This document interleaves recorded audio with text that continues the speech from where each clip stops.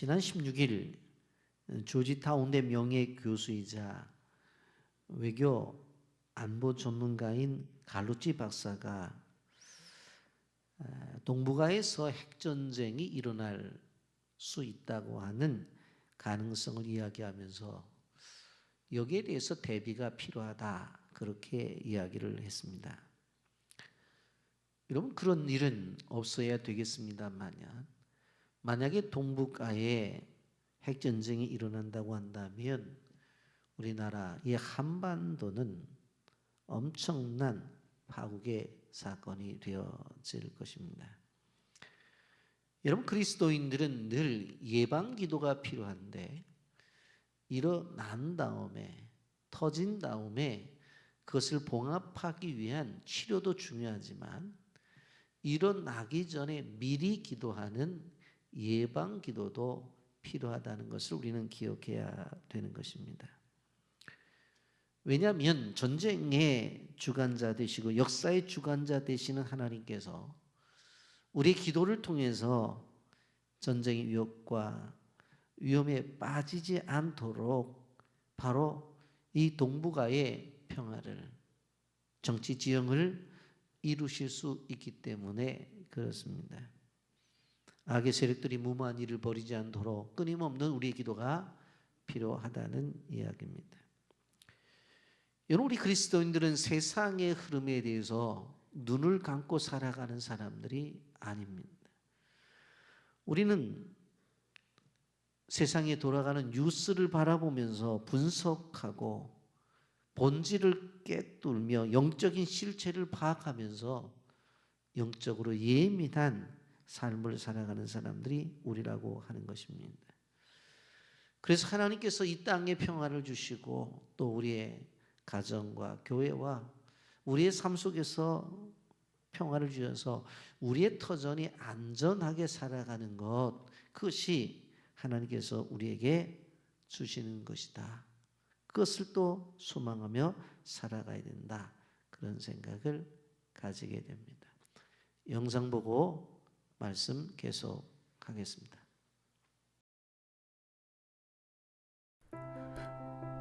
먹을 것과 마실 것, 입을 것과 쉴 곳, 그 어떤 곳도 없는 곳, 그곳은 바로 광야입니다.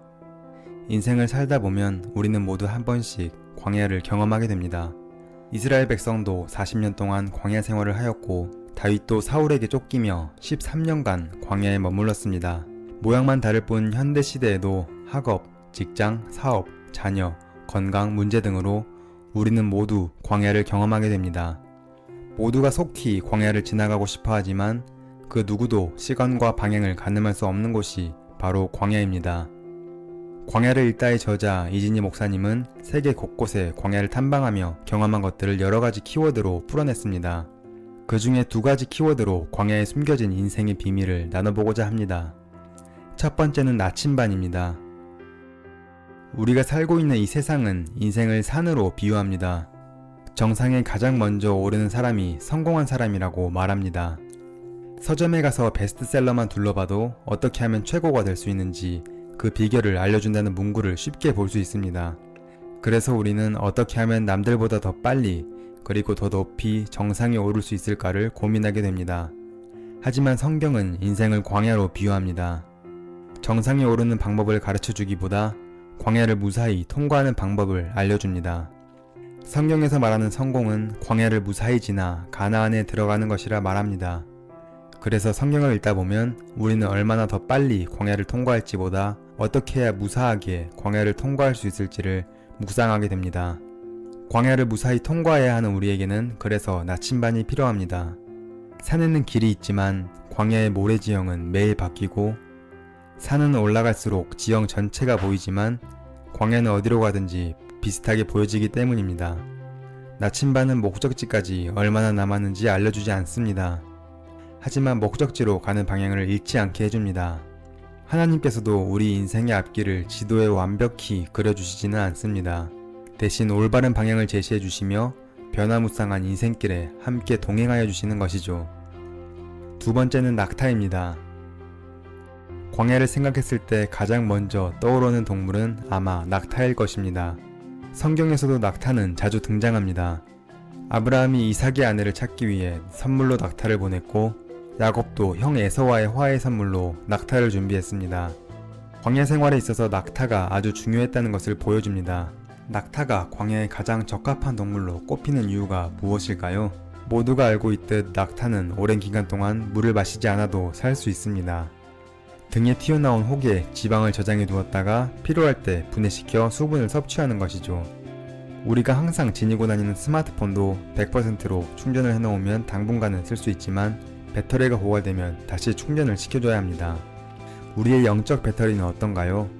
광야와 같은 인생을 살아내기 위해서는 아무리 바빠도 말씀과 기도를 통해 은혜가 내 안에 충만하도록 채워놓아야 한다는 것입니다. 낙타는 속도 유지를 잘합니다. 아무리 가야 할 길이 멀어도 차분하게 걸어갑니다. 전사들이 타는 낙타는 시속 20km로 달릴 수 있다고 합니다.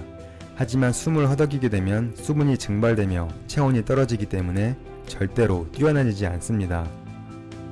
우리는 어떤가요? 경쟁사회에서 뒤처지지 않기 위해 헐떡이며 살 때도 있고 영적 에너지가 고갈된지도 모른 채 눈에 보이는 것만 따라 살아갈 때가 있습니다. 우리는 눈에 보이는 정상이 아니라 보이지 않는 목적지에 도달해야 하기 때문에 속도를 줄이고 에너지를 보충해 두어야 합니다. 재빠른 맹수가 아니라 느리지만 묵묵히 자기 길을 갈 줄 아는 낙타와 같이 이 세상을 살아가야 합니다. 아브라함, 모세, 다윗, 예수님 등 훌륭한 영적 지도자들은 모두 광야학교 출신이었습니다.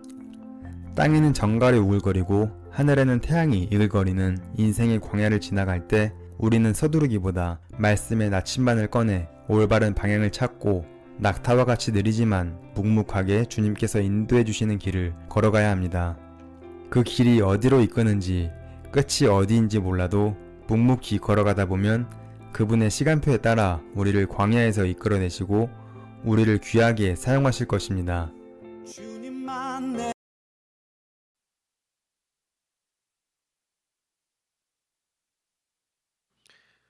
오늘 우리는 광야를 지나고 있는 이스라엘 민족의 역사를 오늘 본문을 통해서 우리 보게 될 것입니다. 지금까지 열왕기하의 말씀을 우리가 주일 낮에 말씀 묵상하면서 여러 이름들이 나오니까 도대체 어떻게 되는 것인가 잘 이해가 되지 않는 부분들도 있어서 오늘 이 부분을 좀 정리해 가면서 말씀을 좀 진행해 나가려고 생각을 합니다. 솔로몬 이후에 나라가 둘로 나누어지게 되어지는데 하나는 북방 이스라엘과 또 하나는 남방 유다입니다. 북방 이스라엘은 10지파를 중심으로 해서 이루어졌고 왕은 바로 여로보암이었습니다. 그리고 남방은 2개의 지파를 중심으로 이루어졌는데 초대왕은 바로 르호보암이 왕이 되어서 이제 남방 유다를 이끌어 갔습니다. 17년 동안 르호보암이 왕권을 가지고 있다가 야비암에게 넘겼고 그 유명한 아사 왕이 41년을 통치하면서 나라를 안정되게 만들었습니다.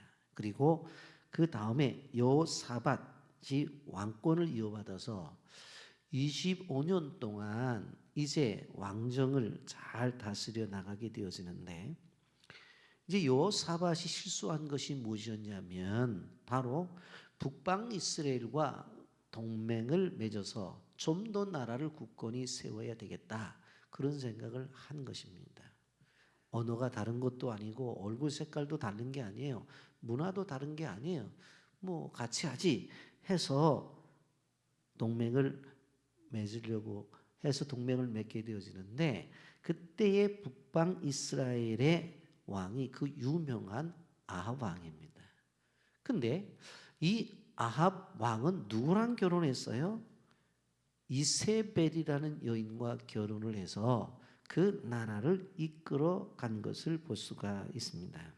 그런데 이 남방 유다의 여호사밧과 북방 이스라엘의 아합이 동맹을 맺어서 나라를 안정시키려고 했는데 어떠한 방법을 통해서 동맹을 맺느냐 하면 여호사밧의 아들과 아합의 딸과 결혼을 시켜요.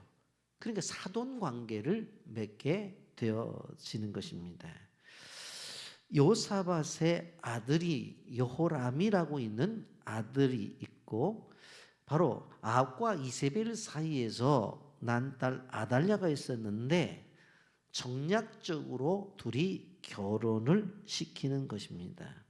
결혼을 시켜서 서로 간에 안정되게 좀 나라가 되었으면 좋겠다 해서 이제 정략적인 결혼을 시키게 되어지는데, 어떠한 일들이 있었는가 하면은 실질적으로 아달랴의 남편인 요람이 8년 동안 나라를 다스리다가 병들어 죽게 되어집니다. 그런데 죽게 되어지자 그의 아들 아하시아라고 하는 왕이 이제 등장을 하게 되어지는데, 예후에 의해서 1년 정도 정치를 하다가 살해를 당하게 되어집니다.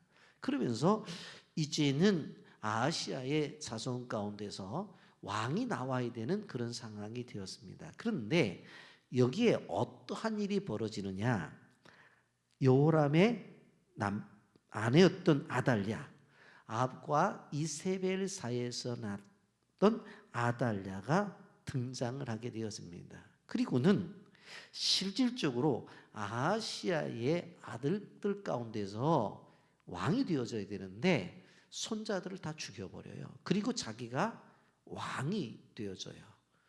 그래서 이 아달랴가 등장을 하게 되어집니다. 그런데 아달랴의 등장을 우리가 보면서 왜 이렇게 사람이 망가졌느냐라고 그렇게 생각을 할 때에, 아달랴의 입장 속에서 좀 생각을 해보면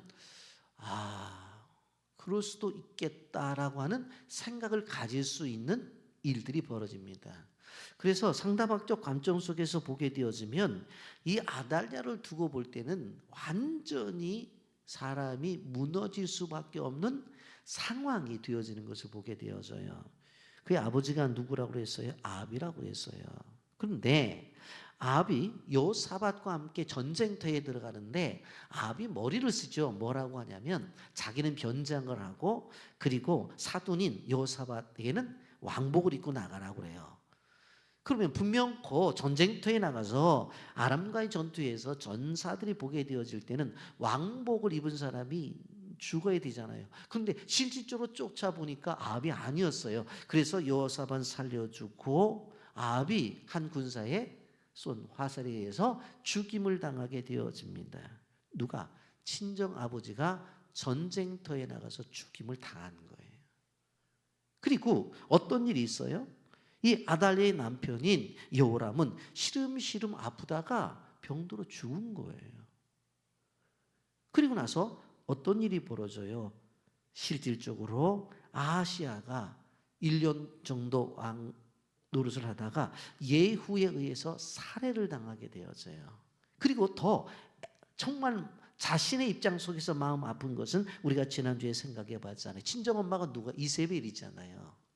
이세벨이 예후에 의해서 죽임을 당하게 되어지는데, 그 죽임이 어땠어요? 성곽했을 때 집어 던지라고 그래가지고 어떻게 했어요? 내 편인 사람은 이세벨을 던지라고 했어요.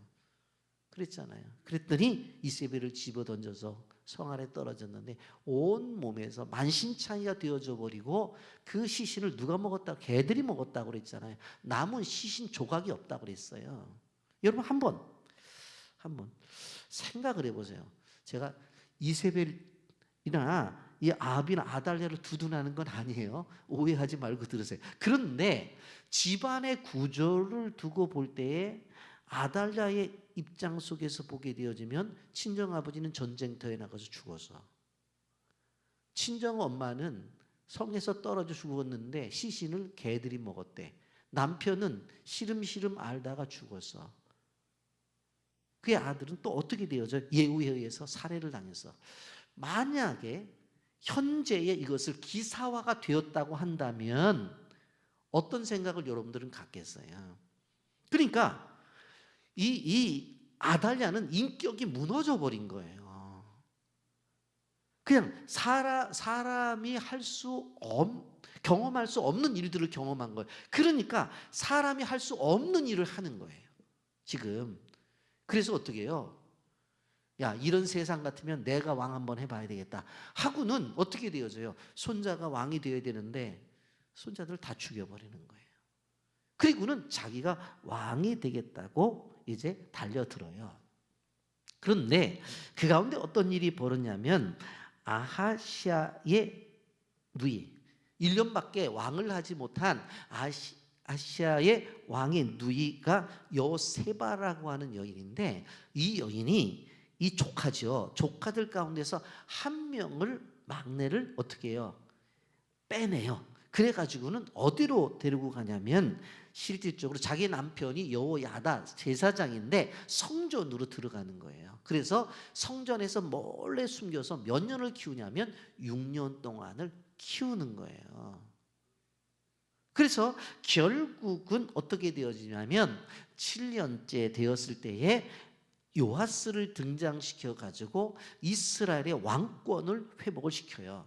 그래서 이 가계도를 보게 되어질 때에 이스라엘 민족들은 다윗의 혈통이 아니면 인정을 하지 않았다고요. 근데 실질적으로 여기 아달랴가 몇 년을 가리켜요? 6년을 실질적으로 왕 노릇을 하거든요. 실제적인 왕은 왕이에요. 근데 그것에 대해서 인정하지 않는 사람은 아달랴로 왕으로 인정하지를 않는 학자들도 있어요. 그래서 제가 도표에는 7번을 해놓고 거기서 비워놨어요. 그리고 실질적으로 아달랴가 왕으로 일을 한 것에 대해서도 분명 성경에는 말하고 있으니까. 그래서 요아스가 왕이 되어서 이제 7살 때부터 시작해서 무려 40년 동안을 남방유다를 다스리는 것을 볼 수가 있습니다.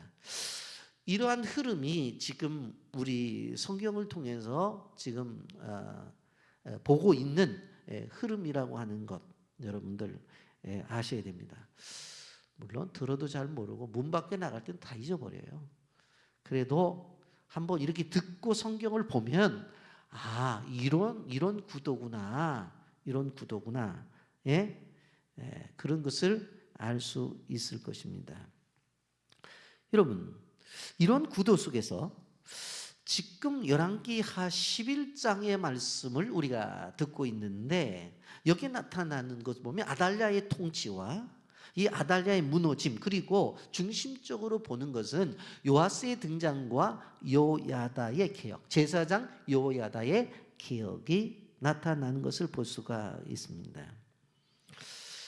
여러분, 아달랴가 스스로 왕이 되어질 때에 자기의 친정 아버지가 전쟁에 나가서 죽고, 엄마는 친정 엄마는 낭떠러지에 떨어져 가지고 그냥 시신도 찾을 수 없는 그런 몸이 되고, 남편은 또 병으로 죽고, 막 자식도 막 그냥 예후에 의해서 어떻게 되어져요? 살해당하고, 이러한 것도 있지만 중요한 것은 뭐냐면 그의 행적 속에, 6년의 행적 속에 두고 볼 때에 무엇이 목적이었냐 하면 아달랴는 바알 종교를 남방 유다에 심기를 원했던 거예요. 아버지가 누구죠? 아비잖아요. 엄마가 누구예요? 이세벨이잖아요. 알잖아요. 여러분, 이미 우리가 말씀 통해 들었잖아요. 엘리야와 이세벨이 막 싸움질을 하고 막 그랬잖아요. 엘리야 이놈 잡아라 그랬더니 엘리야가 도망가 버리고 막 그랬잖아요. 그런 종류의 사람, 소위 그런 부모 밑에서 자랐단 말이에요. 그러니까 이 남방 유다에 시집을 왔는데 분위기가 완전히 달라.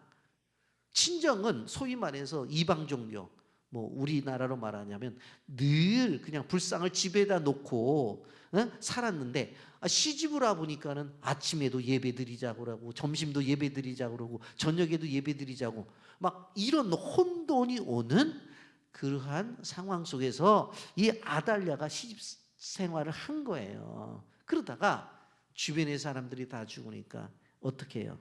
아, 좋다. 이번에 내가 이 남방 유다에 내가 믿는 바알 신을 심고, 우리 친정에서 믿었던 바알 신을 내가 받아들이겠다. 오히려 잘 되지 않았냐? 다윗 자손이 끊어지면 된다. 그래갖고 다윗 자손을 끊기 위해서 손주들을 다 죽여버린 거예요. 여러분, 그게 1절부터 3절까지 내용이에요. 보세요.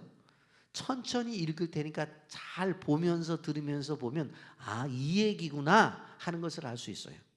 아하시아의 어머니 아달랴가 그의 아들이 죽은 것을 보고 일어나 왕의 자손을 모두 멸절하였으나 요람 왕의 딸 아하시아의 누이 여호세바가 아하시아의 아들 요아스를 왕자들이 죽임을 당하는 중에서 빼내어 그와 그의 유모를 침실에 숨겨 아달랴를 피하여 죽임을 당하지 아니하게 한지라.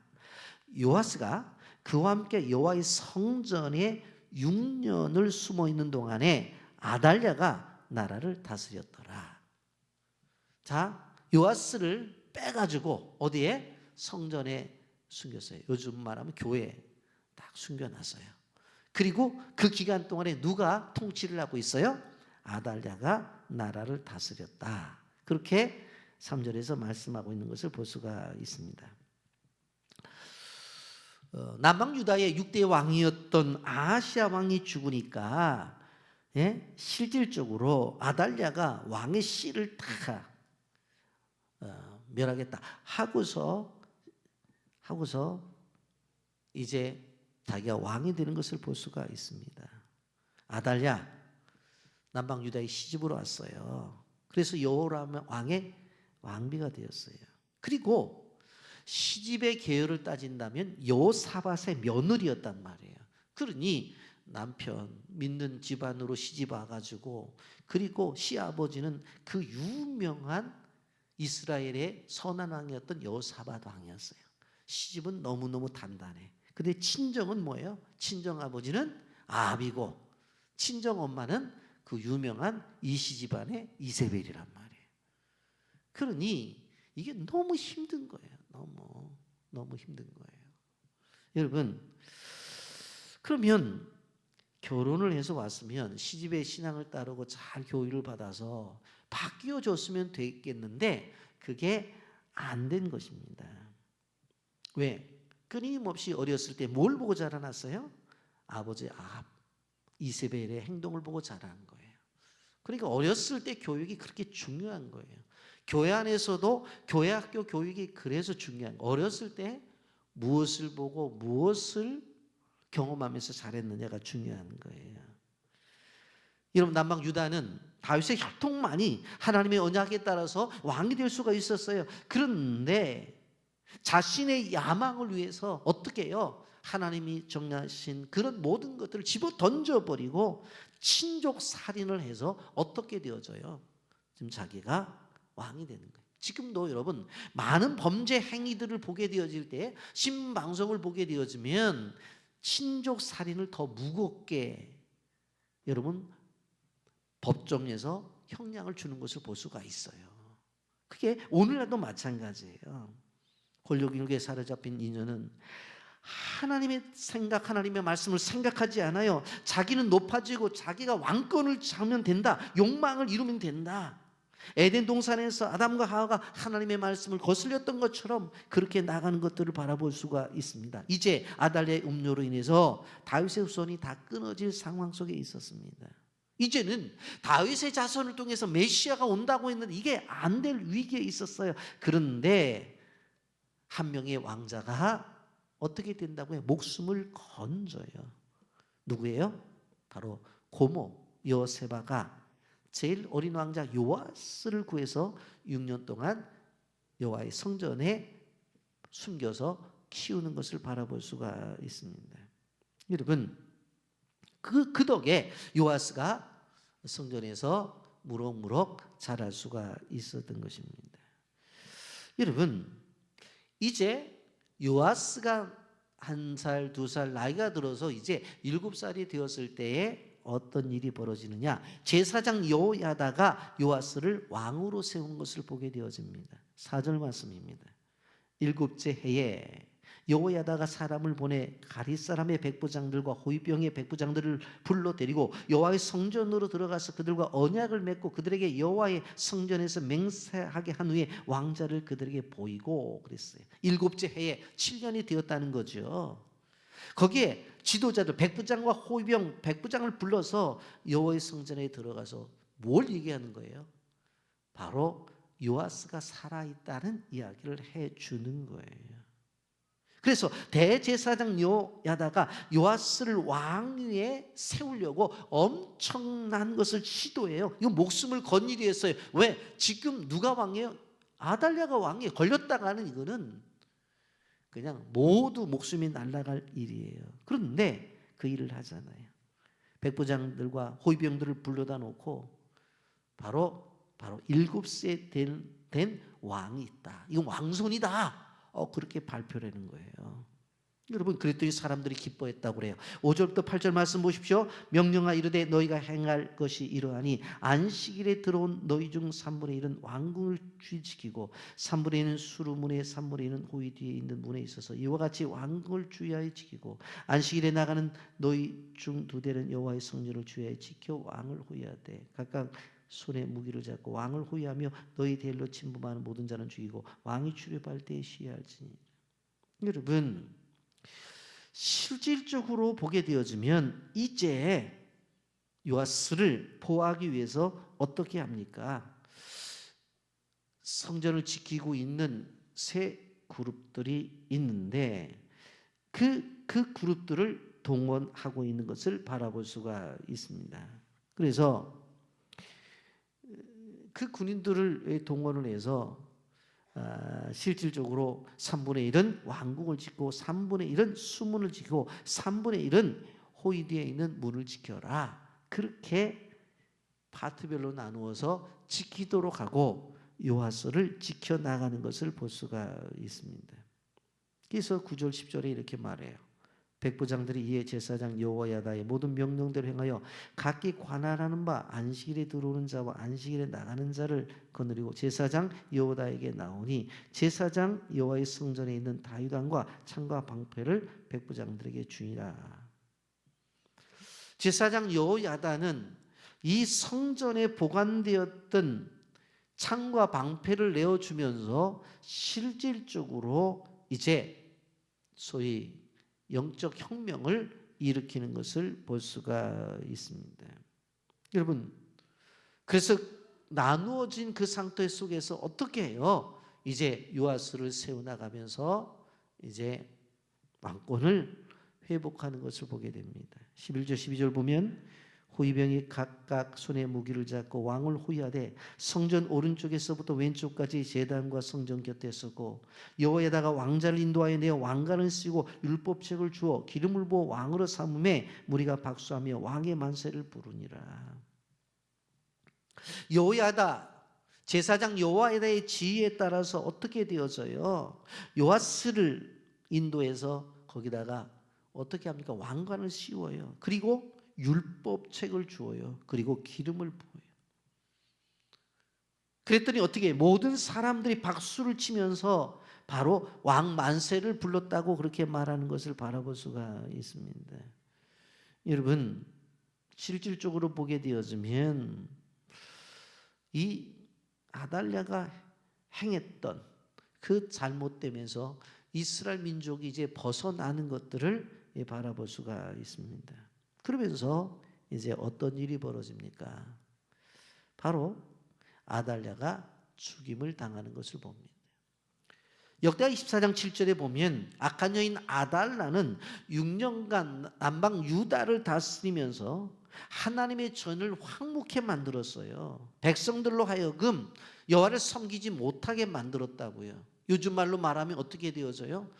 교회를 못 가게 하는 거예요. 그럼 어떻게 해요? 성경 공부도 못하게 해요. 어떻게 해요? 제자 훈련도 못하게 해요. 아무것도 못하게 해요. 아무것도. 그런데 이러한 아달랴가 심판을 받게 되어지는 걸 보게 되어집니다.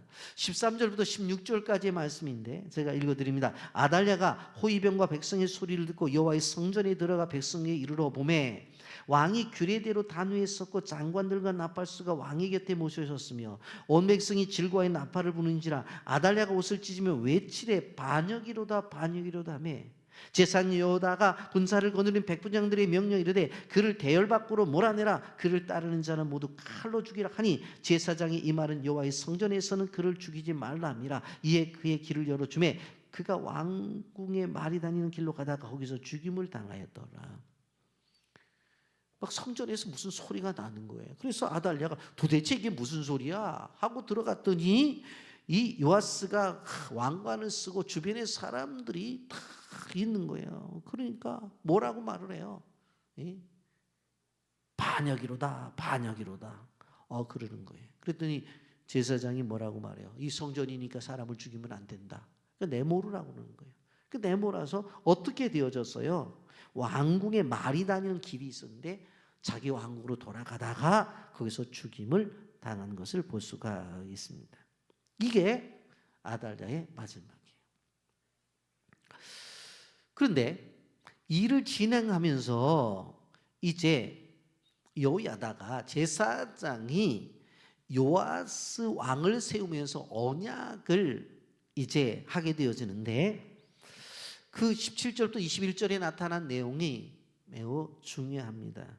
먼저 여기 보면 언약을 세우는 것이 17절에 있는데 여호야다가 왕과 백성에게 여호와와 언약을 맺어 여호와의 백성이 되게 하고 왕과 백성 사이에도 언약을 세우기로 했어요. 두 가지의 언약이 나와요. 그 두 가지 언약이 뭐냐면 왕하고 백성들이 하나님과의 언약이에요. 그러니까 왕도 하나님의 자녀도 그리고 백성도 하나님의 자녀잖아요. 그러니까 하나님의 자녀된 입장 속에서 어떻게 되어져요? 하나님의 자녀된 입장 속에서 하나님과 언약을 맺어요. 저희가 이제 우리 교회는 뭐 그러려니 합니다만은 사실 외부에서 뭐 손님이 와서 어떤 행사를 할 때에도 가능한 한 우리는 뒤에 있는 의자를 사용하지 않고 앞에 내려가서 앉거든요. 왜냐하면 목사도 예배를 인도할 때에 인도자로 있는 것이지 하나님 앞에는 어떻게 되어져요? 똑같은 백성이잖아요. 성도들도 백성이고 목사도 백성이잖아요. 그러니까 부교육자가 예배를 인도하던 외부에서 온 분들이 예배를 인도하던 예배 인도자만 여기 있는 것이지 모든 사람들이 백성의 자리에 있어야 된다 하는 생각들을 갖기 때문에 그러는 거예요. 여러분, 오늘 성경은 분명히 뭐라고 말을 해요? 왕도 백성이고 소위 백성도 백성이에요. 이 왕과 백성이 함께 하나님과의 언약을 맺어야 된다 하는 것입니다.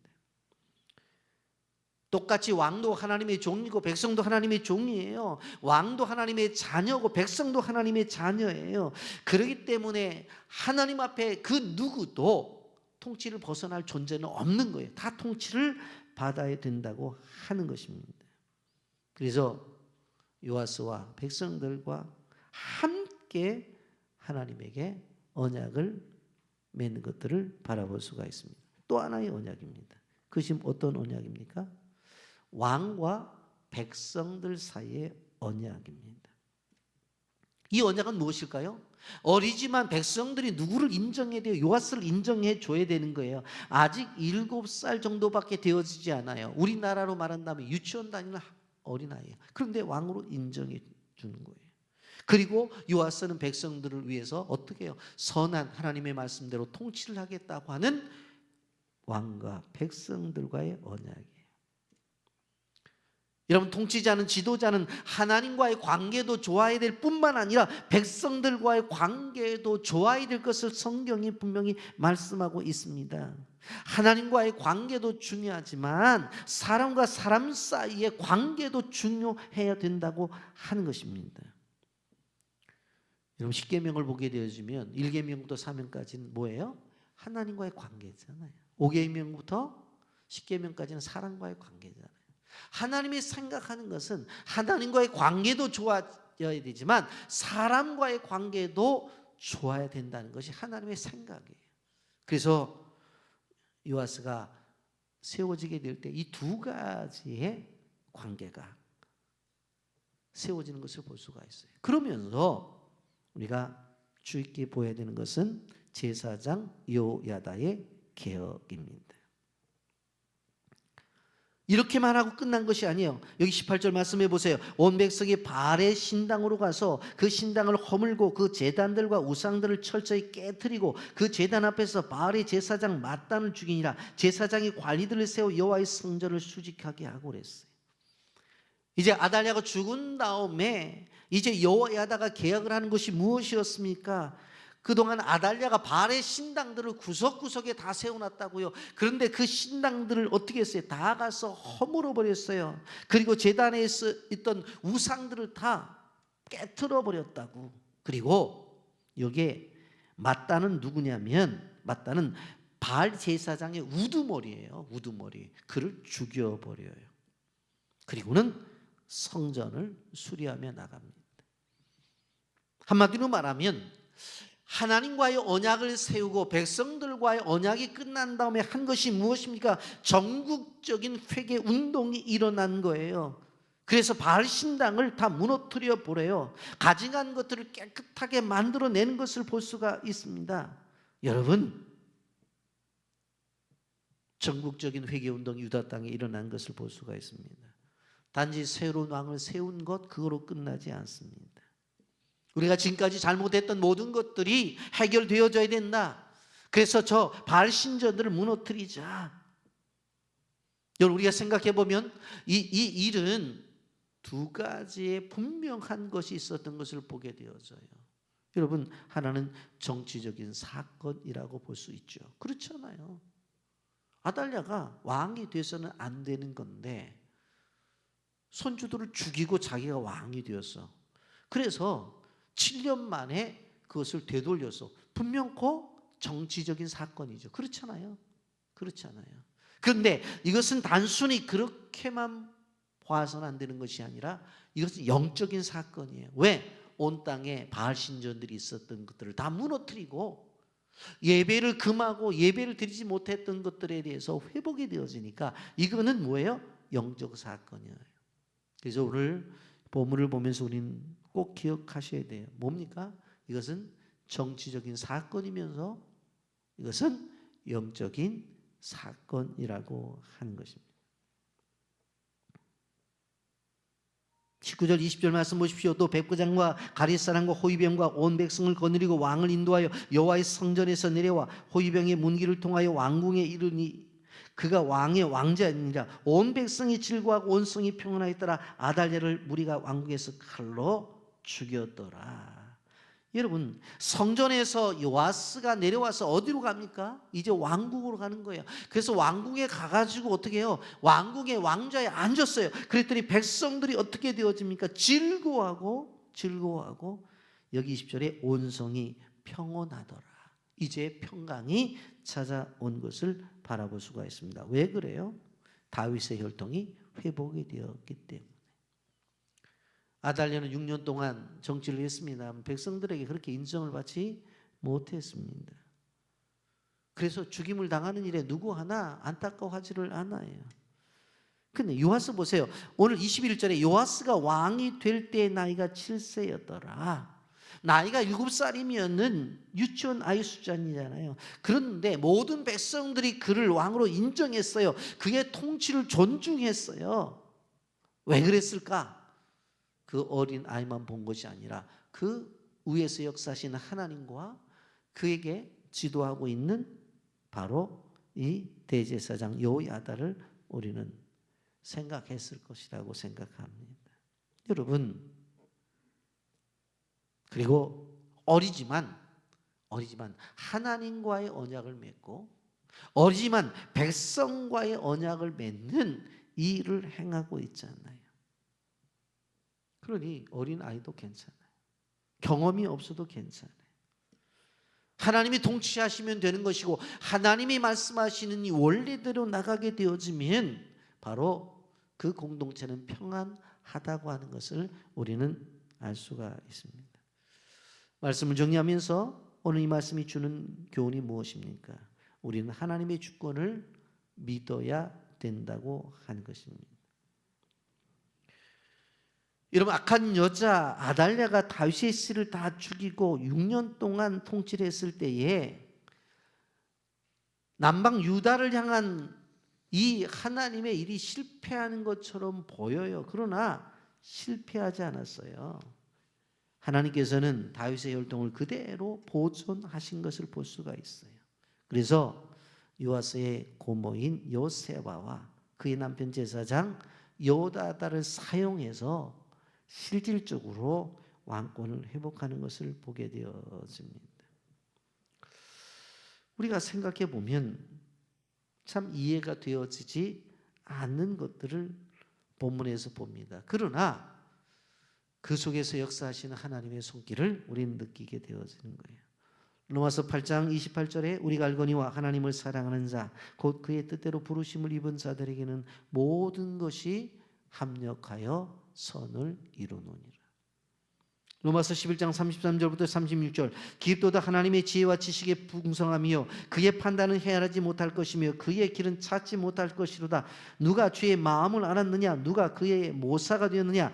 누가 주께 먼저 드려서 갚으심을 받겠느냐? 이는 만물이 주에게서 나오고 주로 말미암고 주에게로 돌아갑니다.